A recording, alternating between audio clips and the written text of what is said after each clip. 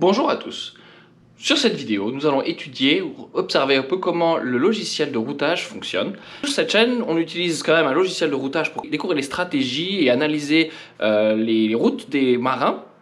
Je l'ai fait ça pendant le Vendée Globe 2020 et je vais continuer probablement durant l'Ocean Race qui s'en vient bientôt. Et on m'a demandé dans le passé comment est-ce que le logiciel fonctionne. Et non seulement ça m'intéresse, je connais en plus comment ça marche, mais en plus mon doctorat est vraiment dans ce sujet-là, donc je pense que je vais pouvoir vous expliquer un petit peu à haut niveau comment est-ce que ça marche, et j'espère que vous allez trouver ça intéressant. Allons-y. Donc nous ne sommes pas sur la chaîne Engineering Explained, mais j'ai aussi un tableau blanc, parce que j'ai pensé que c'était probablement le plus facile pour expliquer comment ça marche. Donc d'abord, on va expliquer un petit peu comment un algorithme, une recette, comment l'ordinateur est capable de calculer le chemin le plus court entre deux points dans une grille.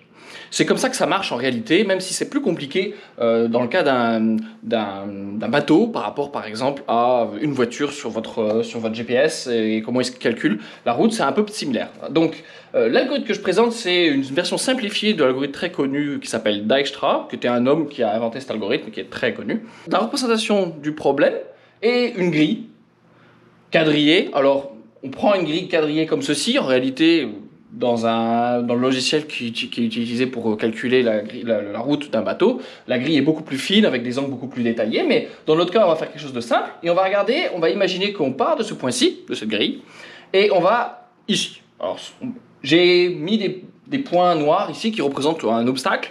Le marin a pu déclarer une zone dans laquelle il ne veut pas aller, je ne sais pas moi, il y a trop de vent à cet endroit-là, ou il pourrait très simplement y avoir une île, un continent, une bouée à franchir, n'importe quoi, quelque chose on ne peut pas aller.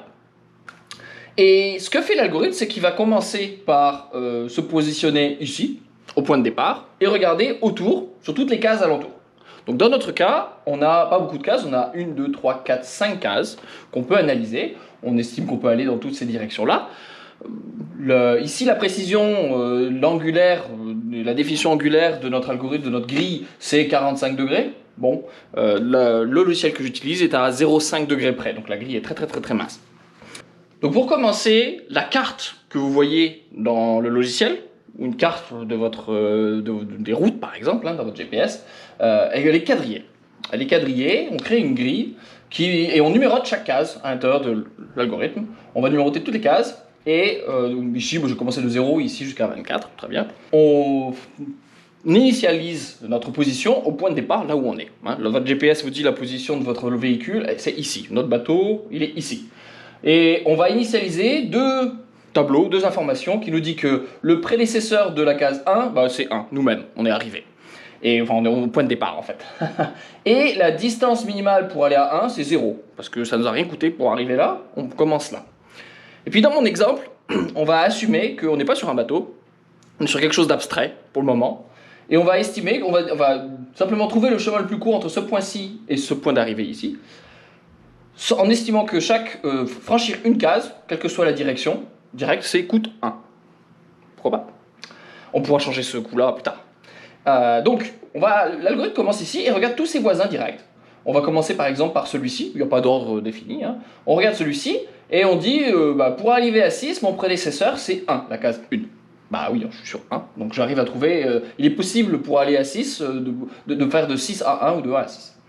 Et puis la distance minimum pour aller à 6, c'est 1, parce que c'est 0, là où je suis, plus 1 parce que je me déplace de 1. Le coût pour aller à ici, c'est 1, parce que j'ai déclaré que c'était unitaire pour tout le monde, facile. Et mon coût, là où je suis pour le moment, c'est 0. Maintenant, on va faire ça pour tous les voisins directs, 0, 5, 7 et 2, et ça va tous nous donner la même chose. Le prédécesseur de 0, 5, 6, 7 et 2, c'est tout 1, depuis ici, et leur coût c'est tout 1, parce que c'est pas très intéressant pour le moment, vu qu'on n'est pas sur un bateau, on est sur quelque chose d'abstrait, et tout nous coûte 1. Par contre, ce qui est plus intéressant, c'est imaginons que nous sommes à 7, ici, maintenant. On va prendre, en fait, tous ceux qui ont été listés dans ce tableau-là, dans cette structure de données-là, qui n'est pas un tableau, en fait. Cette structure de données-là va nous donner, en fait, tous ceux qu'on a ajoutés juste à l'étape précédente, et on va prendre celui qui est le coût le plus faible. Alors, ils sont tous à 1, donc on va en prendre 1. Et on va dire, mettons que c'est 7 ici, le premier qu'on prend. Donc on dit le prédécesseur de 7, prédécesseur de 7, on le connaît déjà, pardon. Par contre, le voisin de 7, c'est 6, on l'a déjà connu, on l'a déjà vu, donc on a une autre structure qui nous dit on l'a déjà vu, celui-là, c'est pas la peine d'aller regarder. 0, 1 aussi, 2 aussi, par contre 3 on l'a pas vu. Donc 3 c'est un voisin nouveau. 3 c'est un voisin nouveau, on va dire que la distance minimum pour 3, c'est la distance minimum pour là où on est, qui est de 1, plus 1. Donc ici, le coût pour arriver ici, c'est 2. Hein. Et effectivement, si on regarde intuitivement, pour aller ici, soit je fais 1 ici, 2 ici, soit je fais 1 là, ça fait 2, c'est toujours pareil. Okay, c'est le même coût dans notre cas, dans notre exemple simpliciste. Et puis, donc ici, on va dire que le prédécesseur de 3, c'est 7. Ça peut être aussi 2, hein, et ça va être le même coût. Donc on va conserver l'un ou l'autre, peu importe. Et puis on va continuer comme ça. Alors je vais vous montrer un petit quelque chose d'intéressant. C'est qu'à chaque étape, à chaque nœud, case dans lequel on est, on regarde ses voisins, on peut tracer une courbe intéressante.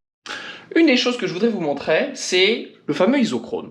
On va le voir. Dans la première étape, lorsqu'on regarde à l'étape, la case 1, là où on est au départ, on peut tracer en fait les cases qui sont toutes atteignables pour le même coût. Dans notre cas, c'est facile, vu que atteindre tous les cases autour, c'est le même coût. Donc si on trace ceci, on va avoir ceci, là, comme ça. On peut hachurer ces cases-là avec une certaine couleur.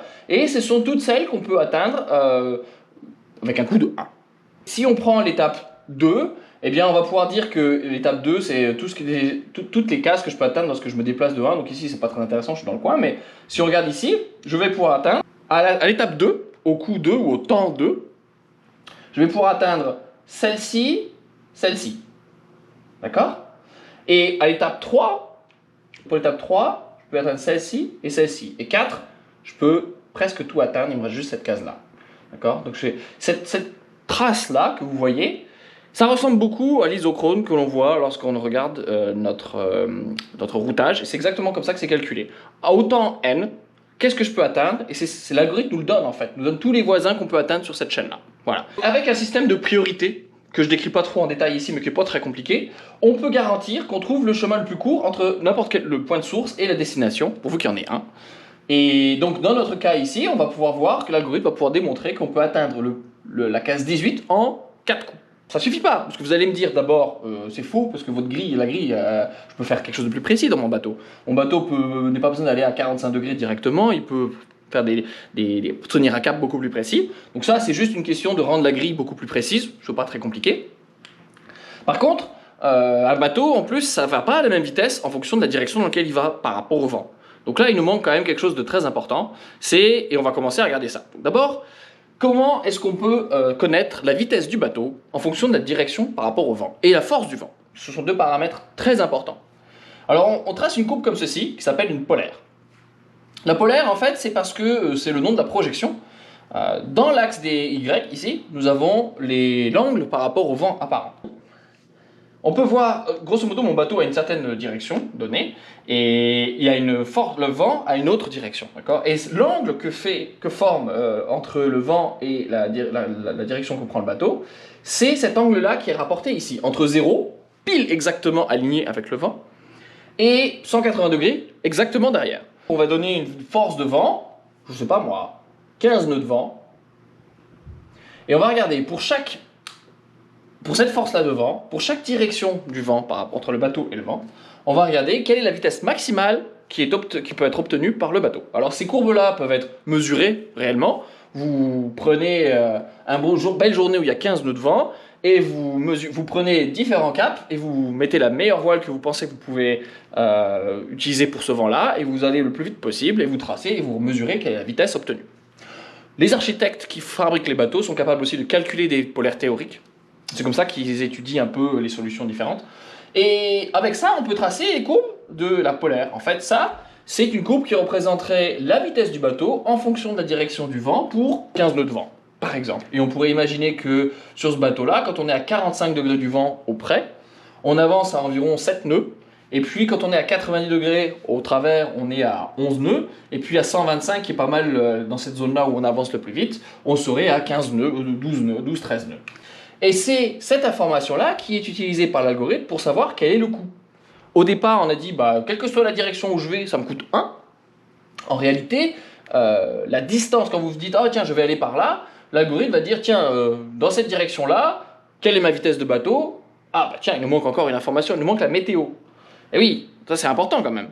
Donc, pour la météo, en plus de cette carte-là, on télécharge des fichiers météo qui nous donnent différentes informations, la force du vent, sa direction moyenne, des rafales parfois, et puis surtout, et la mer. Bon, alors la polaire peut être aussi en fonction de la mer, de l'état de la mer, mais en général on a en fonction du vent seulement.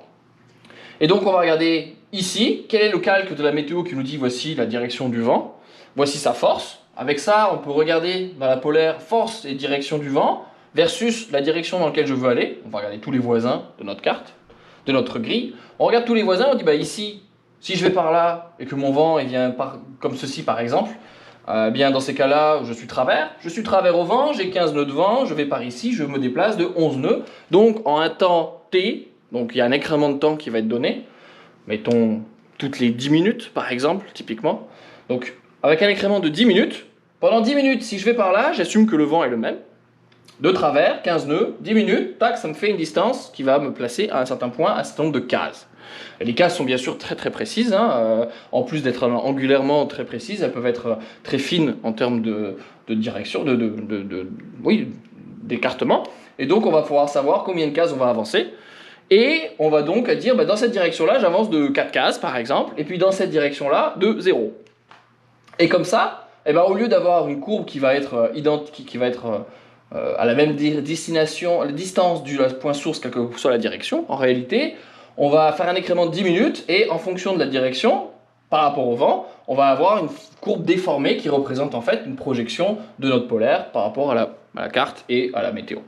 Voilà, donc c'est comme ça que ça marche. Et après, eh bien après ce qu'on fait, c'est que dans 10 minutes plus tard, on fait jouer la météo. On dit, bah, l'autre fichier météo nous dit, bah, de 10 minutes plus tard, les vents vont être légèrement différents en fonction, vont tous se déplacer un petit peu. Et puis surtout, dans l'endroit où vous êtes, ça va être différent.